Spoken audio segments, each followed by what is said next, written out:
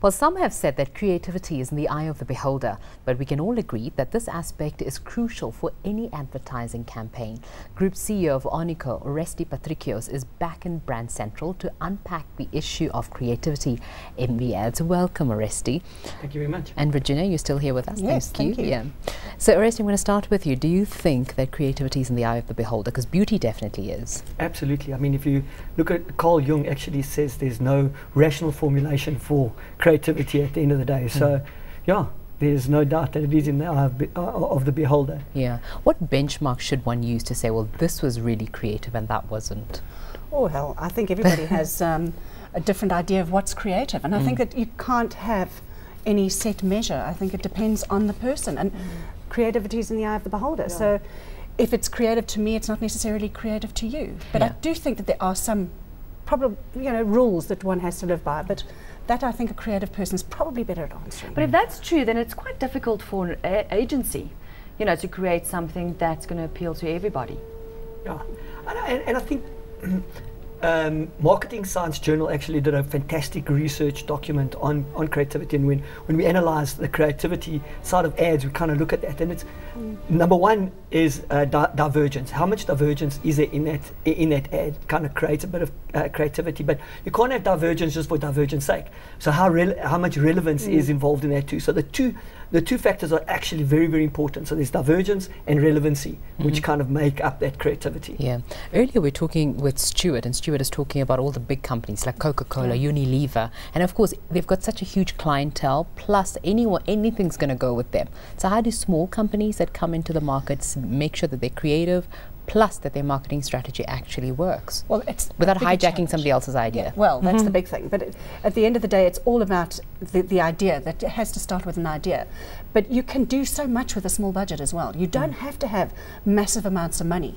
It's all about the creative idea, and it can be a very funny and something that makes people laugh that'll just work that much harder and better. Yeah. Or it can be something that is a clever media placement that just makes it stand out that much more. Yeah. So it's creativity is very difficult to decide on, and when it comes to a small client who doesn't have a lot of money, it's more important to be that much more creative, I think. Yeah. And I mean, if you really think about it, how many of those ads at Clio's, Lurie's, Cans, etc., have been won actually by SPCAs, Power, Women Against Abuse, etc., etc. It's really these clients that don't really have a lot of money. So what happens is the agency takes it and they can run with it without a whole lot of people actually diluting the idea. No, that's not my creative idea, so therefore you can't do this. Well, you've got a clever little ad with low budget. You can read very that little budget. Very quickly. Shall I read it? Yeah, very quickly. Sure. Yeah.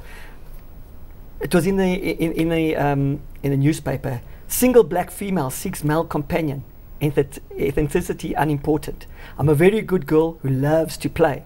I love long walks in the woods, riding and hunting. Candlelight dinners will entertain me. I'll be at your front door when you get home from work, wearing nothing except what nature gave me. And that was for the SPCA. Look at the two girls. But then there's always this debate about creativity versus effectiveness. So what is the most important one at the end of the day? Well, why do you advertise? Is really to sell more products. Yeah. Isn't that? That's the whole reason why you want to sell. True. So, I mean, effectiveness for the client has got to be important. Yeah, absolutely. And I think that's the bottom line. I mean, you talked about the Apex Awards versus the Luries. That's it. Which is more important? For a client, it must be the Apex because it's all about sales. To the creative people, it's all about the Lurie. It's very difficult. If one can cover both, fantastic. You've got a really great campaign. But I think it's really difficult.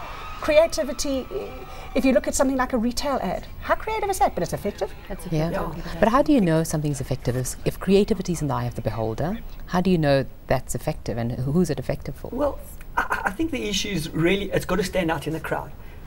Your media placement makes a huge difference, okay? But creativity makes that difference as well. I mean, would you buy Colgate or would you buy a no-name brand ad? You wouldn't. You wouldn't take that chance. So you'd buy a Colgate.